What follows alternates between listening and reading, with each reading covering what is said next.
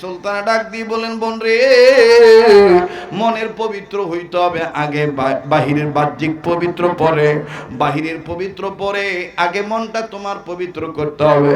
বলে কেমন? বলে এই গানের মধ্যে আছি, পৃথিবীর জমিনের উপরে আসমানের নিচে, এই গানের কিতাবের মধ্যে এই গানের মালিক আল্লাহ বলে দিয়েছেন সবচাইতে উৎকৃষ্ট মানের ধর্মের নাম হলো ইসলাম। ফেললেন।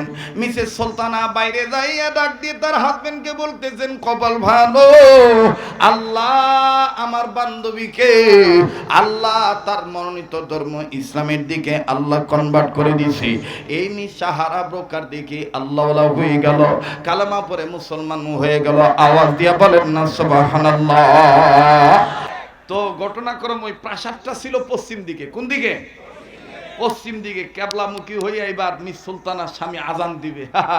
যখন আল্লাহু আকবার একবার বইলে শেষ, দুইবার বলা শেষ, তিনবার যখন বলবে, লেখক লিখে সাহারা ব্রোকারের বাপের নির্মাণ করা সেই বিল্ডিং এর ইটা একটা একটা কইরা খুইলা পুইরা যায়।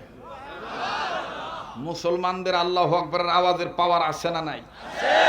যখন আছে না নাই? এখন সাহারা ব্রোকার যখন কালেমা পড়ছে, সাহারা ব্রোকার খালি নিজে নিজেই এদিকে নাক লাগায়, ওদিকে নাক লাগায়। সুলতানা ডাক দিয়ে কইতেছে, সুলতানা ডাক দিয়ে কইতেছে, কি সঙ্গ তুমি? কয় আমার গায়ে আগে ছিল মদের গন্ধ, এখন কেমন জানি একটা আলাদা খুশবু পাইতেছি। ইসলামের পক্ষে আসলে ইসলামের গ্রাণ আল্লাহ দেয় কি দেয় না? ইসলামের সঙ্গত দিয়ে আছে না নাই? কোরআনের গ্রাণ আছে না নাই? আপনি দেখবেন চোরের সাথে চলবেন, দুই একদিন চুরি করতে মন চাইবে। আপনি বিড়ি খোরের সাথে চলবেন, বিড়ি নাও যদি খান, ওর লগে চলার কারণে দেখবেন আপনি 60-এর থেকে বিড়ির গন্ধ আসবে। আর আতর আর লগে চলেন, আতর যদি নাও কিনেন, আপনি বাড়ি তাইলে আপনার বউ ডাক দিয়ে বলবে তোমার শরীর থেকে কেমন যেন একটা ভালো গ্রাণ আসতেছে।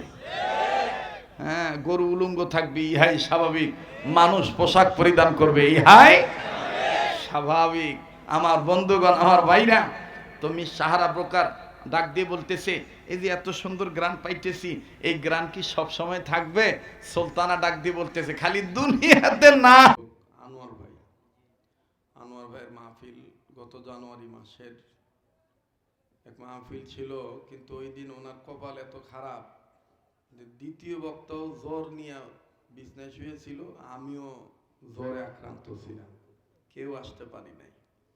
তো যাই হোক, আমার খুব ভালো লাগছে।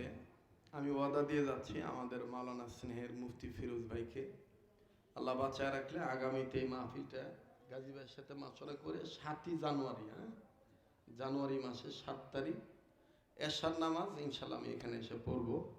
এভাবে ইনশাল্লাহ আমি আজকে ডায়েরিতে আমি লিখে রাখবো ইনশাল্লাহ।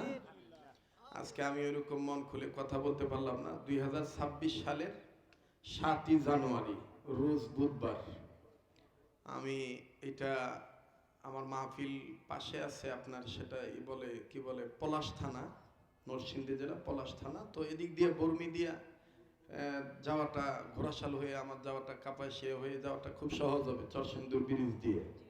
এটা আর কোনো ব্যাগ পোহাইতে হবে না। কথা বোঝেন নাই? এটার সাথে আমি মিলাই দিলাম আর কি। খুব কষ্ট নিলেন নাকি আপনারা? আপনাদের ভাল লাগছে, আমারও ভাল লাগলো।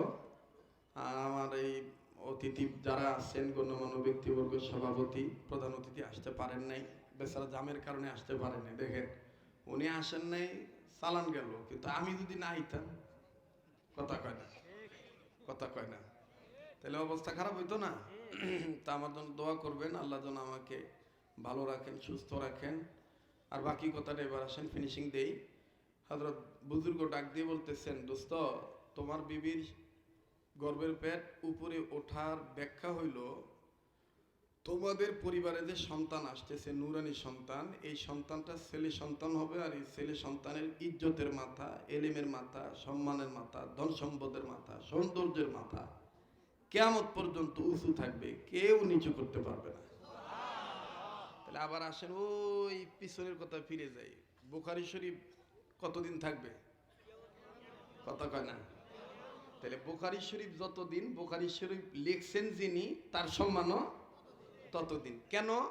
ইন্নাহু লাকুরআনুন কারীম, কোরআন সবচেয়ে দামি কিতাব। কথা বলেন ঠিক কিনা?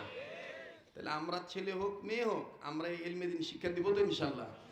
আপনি ডাক্তার বানান, ইঞ্জিনিয়ার বানান, বাধা নাই, কিন্তু প্রাথমিক শিক্ষাটা মক্তবের শিক্ষা দিয়ে দেন।